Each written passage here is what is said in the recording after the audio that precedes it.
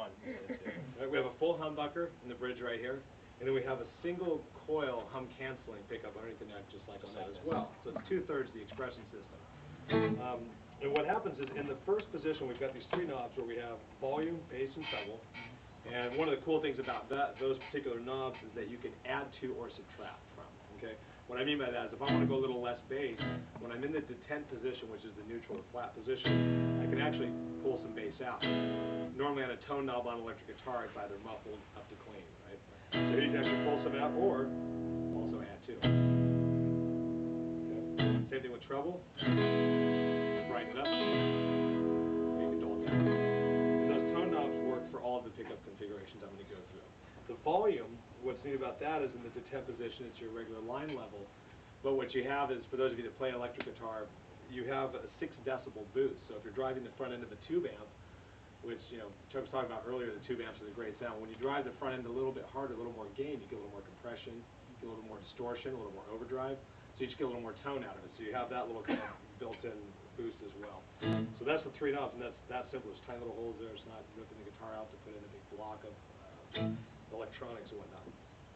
T stands for thin line. It's a thin body guitar, hollow. It's got a 5-way position selector switch for the pickups, T5. Shorter scale neck, 24 and 7/8. And it basically comes stock with 11 gauge electric strings. Okay, even though you're going to hear the sound acoustic, we found that it works best with the electric strings. And so I'm going to start, and I'm just going to kind of go through the pickups. I realize that we can get really technical, and there's more technical information than you'd ever want to find on the Taylor website. So if you have those questions, we can ask those afterwards. I'm going to kind of take you through it more in an application or a practical way, the way that I use the guitar. I do a lot of studio work. I do the TV show. I play at my church. And I think the church gig probably best represents this gig, or a top 40 gig if you do something like that. It's extremely versatile. You know, say, for example, at a church gig, we have a lot of different guests that come through, and sometimes I'll have to play an acoustic intro to the song. Then I might want to go into some volume swells on an electric guitar. Every now and again I get lucky, they throw me a bone, I get to do a guitar solo, I might want some distortion, right? So it's very versatile, and you're going to kind of see that as we go through the pickups. So, position 1, this is by far the most acoustic setting. It's the neck pickup, along with the body sense like we talked about. That plug is directly into the bow system.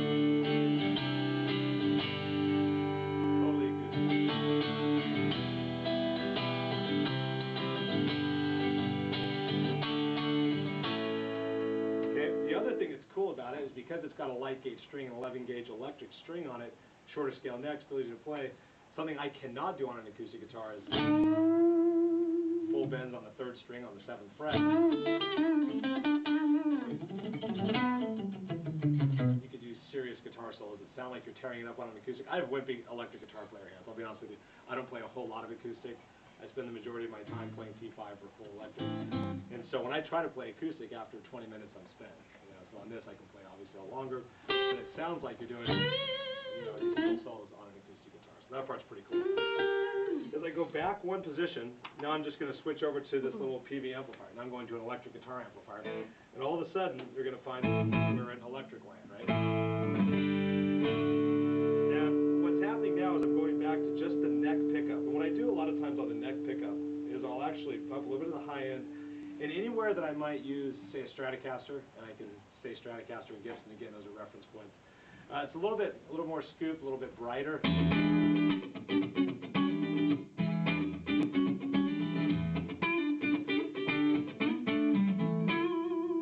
little bit hollower sound. I can roll that back a little bit and go a little darker if I wanted to. And that real, you know, kind of smooth sound I'll use on, say, a Strat. When I go one position back, I'm going to the humbucker on the back right there.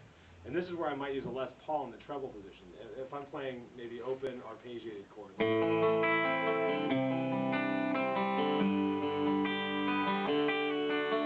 of a rhythm thing. You might even throw a little chorus on it.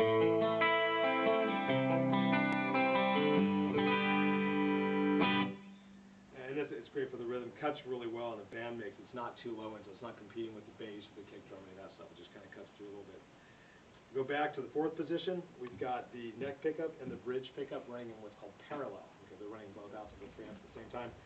This is a really cool one. Like if I ever do weddings, which is, you know, not as often as it used to be, but if I want to go for more like a 335, I might roll the top end off, a little bass on it, try the front end a little bit.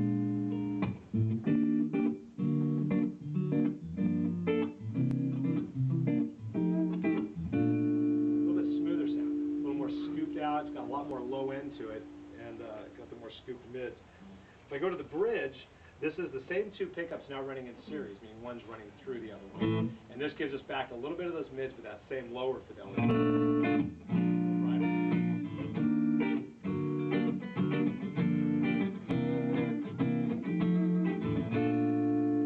And something that I find really useful here is this has more of a, let's say, a vocal characteristic. As you can tell by my voice, one, I have a cold, but I also don't sing very well. And I've done about 6 or 7 albums that are all instrumental albums. I've kind of made my career out of being an instrumental guitar player. And so whenever I'm doing any of my songs live and I'm playing T5, I'll use this for all my melodies and kind of vocal stuff because it's real round, real warm, a lot of sustain, but it's also got a lot of definition and clarity. Now, here's the cool part. Going back, I'm going to throw in just a basic distortion pedal. In that same place, this is where I'll do a lot of the melodies with the distortion. It's kind of a rounder sound. Plays the same, it's not feedback. And I go for a little darker sound. You guys may have noticed I like a lot of the Eric Johnson stuff or Pat Metheny. I just like that more rounded. Now, keep in mind, that's the same guitar. That's full-blown acoustic. Right? You go from that to that. One rule, never go to the acoustic pickup with distortion on. That's the one area you'll have to do. As I go back another position, it's very similar to the back one. When I go to the bridge here, third position, this is where I would definitely do power chords, like on the, say, any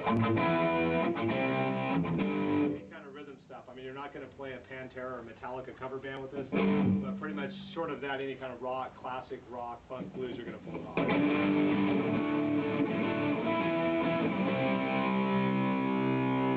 Some of the harmonics are supposed to.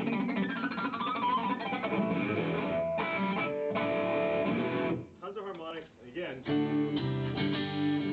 always going back to the fact that it's an acoustic guitar. Okay? When I go to the front position, the second one back right here, this is what I was talking about being more like a Strat. A lot of times what's cool is we talked about driving the front end of the amp a little bit harder. I can actually bring the volume back here as well and get the opposite effect where it just kind of cleans the overall drive up a little bluesier.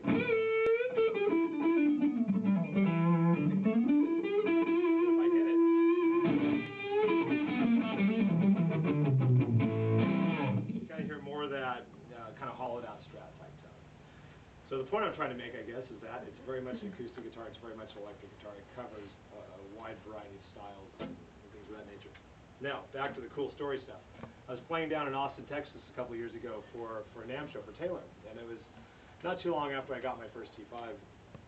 And I was talking to Bob, I said, Bob, this guitar is incredible. It really works. It does exactly what you said it would do. It does the acoustic. I said, in fact, I've done a lot of albums. I said that if I had to go into the studio and do an album with just one guitar, I could use the T5 and it would work. And Bob Taylor gets a smile on his face. He goes, why don't you do it? And so I said, are you paying? He said, yeah. I said, all right. So I ended up going and recording this full album, 10 songs on this album for Taylor guitars using one T5. And he said, the only thing is if you're going to do the album, you have to run it through everything. You need to put it through straight acoustic. Do some clean tracks, some chorus, verbs, delays, octavers, wah pedals, distortion. Every guitar track has to be on one guitar, and you have to do a lot of everything on it. So I did this album, which coincidentally is available tonight after the show. If you guys want to get a copy, it's only $10. And it gives you kind of the full idea of the guitar. But that having been said, I wrote a song for Bob Taylor called the T5 Jam, kind of showing off the guitar. So I thought I'll show you guys in context what this guitar really does and more of a live working.